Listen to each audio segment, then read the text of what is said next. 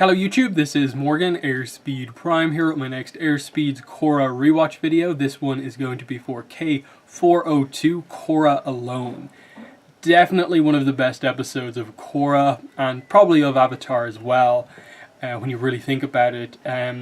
What's so strong about this episode is that it is just a character piece about Korra, covering something that you're invested in and doing it well. And it's all because of the setup of the injury, the situation that she's in after the end of book 3, combined with the kind of mystery and like unusual position they put her in at the end of the last episode of she's not returned to her friends, has kind of gone to seemingly explore the world on her own potentially, and has kind of gone away from considering herself the Avatar, at least to be undercover. How she got to this point, but has completed her recovery to some degree. And it does such a great job at explaining the obvious things of how she gets from end of book 3 to what we saw at the end of the last episode, while also adding in all of these extra questions of like, what are the issues preventing her from her full recovery? Mentally, there's a lot of stuff going on that we're going to get into, and I think there very clearly is still something physical, as we kind of later learn. And they just, I think, really execute this episode so well. Every stage of it sort of adding on to it of just why she's in the situation that she's in. But yeah, I suppose let's get into this fully. They I suppose structure the episode a little bit interestingly in that it's Korra sort of remembering her recovery, and I suppose us seeing the full kind of 3-year gap more or less, as we see Korra from the end of the last episode progress from there to her next stage of her kind of development basically, and that is basically her being directed by a spirit to meeting Toph. So the present day stuff is very interesting in that, you know, the writers have decided that they're going to have Korra meet Toph as the way to kind of move her recovery along. And initially you would think that that is not the correct way to go about things. Toph, as the character we know her as from ATLA, wouldn't necessarily be in any way the character you go to try and start a recovery process. But because we know that Toph is a bit of a different character now, because one, she's not kind of with the rest of her family because she's kind of traveled the world to try and reach enlightenment. That is not something that we'd expect of Toph usually. So the fact that she's living in the swamp now and explains at the end of this episode that she's more connected with things through being in the swamp. Again, we'll learn the specifics of this later, but that is very, very interesting because now all of a sudden it's not just, oh, Korra is going to meet Toph as we always know her. It's Korra is going to meet this very different Toph who still has elements of who she was before, but for Korra's purpose is in a way the character that she needs, and that she is connected to spiritually to stuff, and sort of is the person that Korra needs to kind of, in a way, force her to go through this growth to kind of get past these issues that she's dealing with. So I thought that was a very, very interesting kind of thing to do, to use Toph as the main character to move her on. You've had Katara at the start of this episode, really lead her to her physical recovery for the most part, and now it's Toph leading the second stage of it. It's interesting that in the final book of Korra, they really have Korra get a lot of advice and help from the older past characters. I thought that was a really good use of them. But yeah, let's cover some of her actual recovery, what's happened in the last 3 years. And it's literally just that we see that she wants to spend some time on her own to start her recovery, which I think makes sense for Korra and the character that she is. The reason she separates herself from her friends and from everyone pretty much, in that Senna basically in her scene more or less implies that she's been somewhat distant from them for the same reasons that Korra is so used to being this, physical character, amazing bender. she doesn't want to see her friends who know her as a specific type of character to see her at this sort of weak state. I think that's definitely, with the sort of character that she is, the interpretation that we're meant to have. And to see her just kind of be so distant, explain that she's not really eating, talking all that much, and has been, in a way, holding back from even going to see Katara to start healing.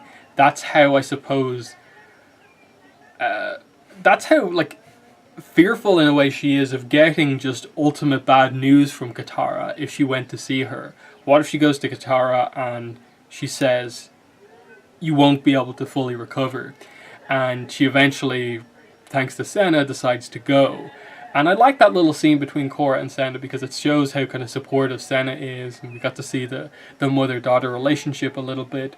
I wish we got to see a little bit more of Senna involved here, but for what this scene was meant to do, like Senna be the one who really kind of sparks kind of Korra to actually go and see Katara, I thought it worked really well. Because the Katara stuff is, I think, excellent. It makes complete sense that Katara is the one to really give Korra hope in this situation. That she can't walk, she basically can't feel her legs, can't move her legs, and Katara is just trying to give her this optimism that I can, help your healing process. I can do everything medically possible to allow you to heal, but you have to be in the right place mentally to complete that recovery. And just giving her that hope of, like, going through that little bit of a lesson of, like, focus on your big toe. She moves it. And I love the read from Janet Varney on this scene because the utter excitement and hope in her voice as she reacts to kind of moving her kind of leg for the first time in so long was great to see, and how it gives her immediate hope. She is then able to be back on her feet, move her legs a little bit more, but then you get to the kind of the walking test, and the struggle comes back, and you see that every time she attempts to make some major progress, she has a flashback to her initial injury. And this is where you start to begin to interpret, like, mentally what's going on here, because to Katara, she literally says that there's nothing more in the world that I want than to get back to being 100% and back to being the Avatar. But you can see that, like, subconsciously, there's a reason that the Zahir incident keeps coming back up for her. There's a reason it comes up every time she moves to make progress. And it is ultimately what's holding her back. It's this fear that if she does return, will something like this happen again? Will some other villain come after her and try to kill her or injure her in a very similar way? And then we learn, as the episode progresses, that there's another angle to this. There's another fear, and that is the fear of returning and not being, capable enough in a way to be the Avatar that everyone expects her to be. And that's what I think the entirety of that scene at the kind of the fish shop with the picture of Aang is about. That there's just these two random robbers, no one powerful at all. You get the impression Korra before this, Mako, Bolin, Asami, any of them would have been able to stop this robbery from happening fairly easily, but Korra at this point can't do it, and because of that she can't solve the simplest of issue.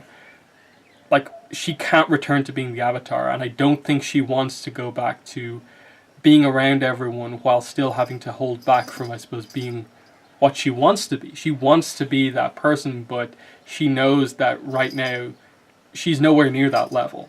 And that's holding her back, as well as the overall fear, which we kind of learn is the case, that the development here is ultimately meant to be that,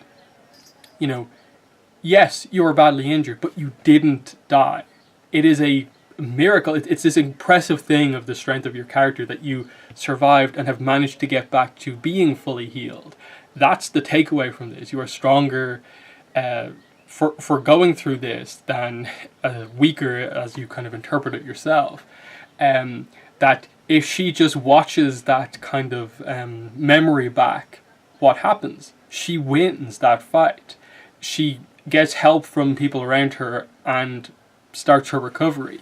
And it's this kind of simple kind of end goal that we're meant to get to, but because she only remembers the terrifying kind of moments of like being poisoned, being in the avatar state, basically not conscious herself, getting injured like terribly, and having to start this kind of crazy recovery process, which is taking so long.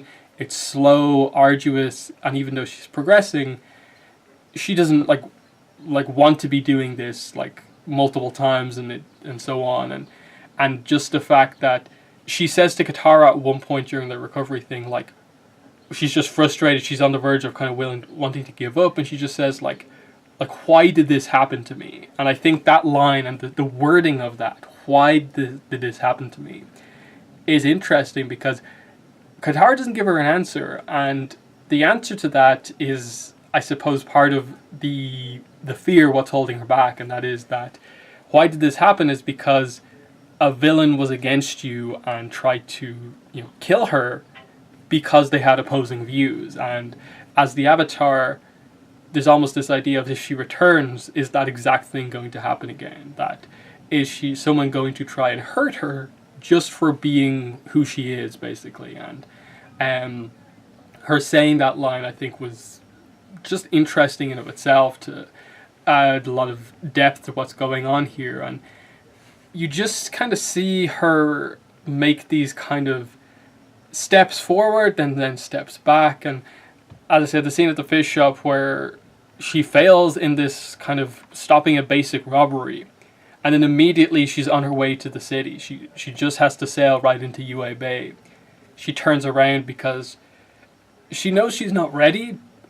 And I think at this point she's gotten into this mindset of, I have to do it on my own, this is my problem, when she probably would be very much helped by having the people that she cares about around her, but she at this point doesn't really want to let the people around her see her this way, and she feels it's something she has to do on her own. And just the complexities of like why she feels that way is interesting, and the fact that there's this vision of seeing herself in the Avatar state, more or less attacking her, is like this physical and mental representation of the state she doesn't want to get back into.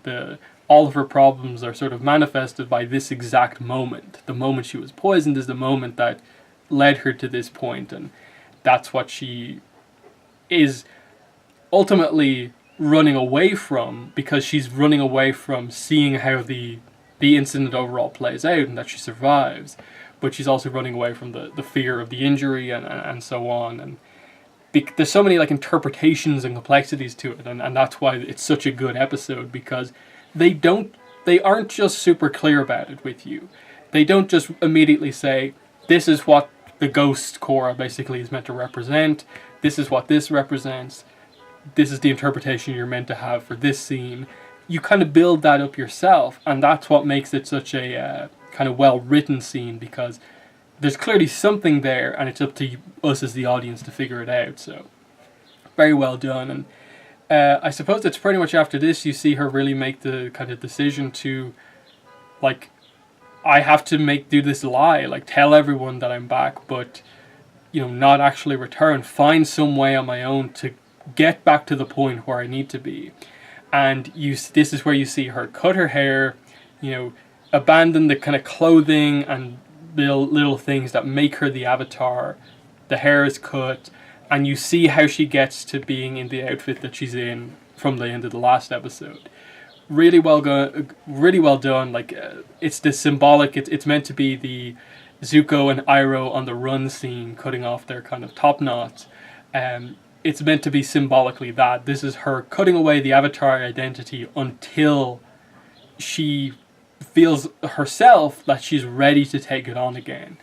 And she's just exploring, trying to get it back. And you see her in the kind of desert, and she sees a mirage of Rava trying to get her back. She actually goes into the spirit world physically, meditates in the Tree of Time, but gets no response.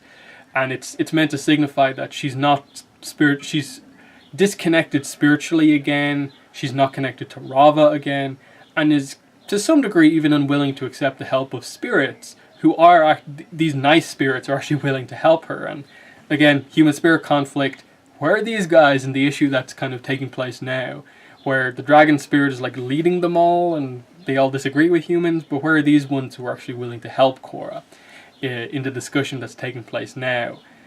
Where were these when the incidents are happening at the end of this book? Just little stuff with spirits are kind of weirdly done when they decide to use them when they don't. But here, it was well done because these spirits were so nice, and you can tell that they know some stuff about the Avatar, how the Avatar works with Rava, and they potentially could have helped her, and ultimately that one little spirit does by leading her to Toph.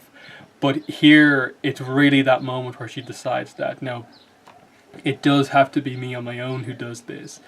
And you see her, at this point, make her way to the Earth Kingdom, into the kind of arena where she fights that girl, and immediately we catch up. We have like everything suddenly meeting as we progress into the swamp to meet Toph, and I think the episode just comes to a conclusion very nicely, as like we've covered 3 years very, very quickly, but we've seen the key moments, building up to Toph as being the one to kind of bring everything back in a way for her. And that's going to be interesting to see how that takes place in the next couple of episodes. But let's discuss the letters and the interpretation of what's going on here. So we get the idea that Bolin makes this kind of joke at the start of the episode that like, I want you to leave as soon as possible because I've never had a pen pal before and I want to write all these letters to you. And it's his kind of badly worded way of saying that like, I'm going to write to you a lot. Mako and Asami both promise as well they'll write. And we get to a point where we see them writing. They all write to her. This is like about 6 months into her recovery. And they kind of explain that Mako's back as a police officer working on all these kind of interesting triad kind of raids and busts. He mentions the Red Monsoons triad, which is interesting. But he's doing something. He's deeply involved in police action again. Asami has this deal to rebuild the infrastructure of Republic City. She's super busy once again, right in the thick of it. Bolin has finally found this, job working for Kuvira, helping the Earth Kingdom to be stabilized. That's a big thing. And here's her just recovering when she should be the one on the forefront, bringing things back to the way they need to be in the Earth Kingdom, but she's the one who can't. And you see that in the scene like with Tenzin after she has the sparring match with the Firebender guards, which is meant to be a callback to the first episode when she completes her Firebending test. And here against the exact same people, the exact same sequence, she's not as powerful, not as strong, and ends up, having the vision and kind of failing this test. And it's explained that, other people are helping to stabilize things. Kuvira has things under control, the airbenders are helping elsewhere, and Korra, the frustration comes back in of like, but it should be me.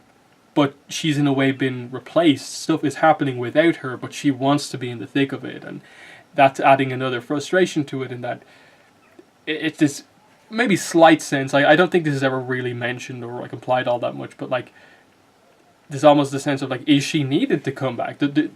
Life has gone on without her. She's maybe not as important as she thought she was, but we'll see that she is going to be that important, that it is essential for her to get back because the Kuvira thing is going to turn around. She's going to go from being this hero who's come out of nowhere to being the villain of this book, and we're going to need Korra to get back into things, and we're going to see how well done that is. But yeah, the letters, and we see that they pile up, and it's clear that she doesn't respond to any of them. And then, 2 years into her recovery, she decides to send one to Asami. And like ultimately, like what she says in it is like, okay, we get some of her feelings as she kind of talks about how she feels about everything that's gone on, and says that don't tell Mako and Bolin about this. They wouldn't get it because they wouldn't understand kind of how I feel. It kind of implying that Asami does. I think it's a weird one in that I don't immediately jump with this scene to interpreting it as like, oh yeah, this is like Korra and Asami's deep connection, the connection that only they have, that like this is a real signifier of how close they are. It feels more to me like poor Mako and Bolin, because as I talked about it towards the end of book 3, like there's not really many notable Korra and Asami scenes in book 3. As much as everyone wants to make a big deal about their scenes together, that this is where the development happens, is there anything to explain from book 3 why Korra sends the letter only to Asami? And in my mind, there isn't. And I think it's one of those things where like it feels like a big enough like moment of her deciding that she specifically hasn't contacted anyone, basically, apart from the people who have come to see her, which is like Tenzin one time, and her parents, basically. The one time she decides to respond to her friends, her 3 best friends, she only responds to Asami for this kind of vague reason of like, they wouldn't get it, but you do. It feels like we're missing something here of like, when was it ever shown that like Korra and Asami had this connection that is like different than her relationship with Mako or Bolin, that she can say things to Asami that she doesn't say to the brothers? Because in a way you'd almost interpret at this point in time where like that would be Mako. Mako would be the one where he is meant to be her closest friend in a way, because they had the previous relationship, but they still deeply care about each other. It's just they're at this point decided that they're not going to work as a couple.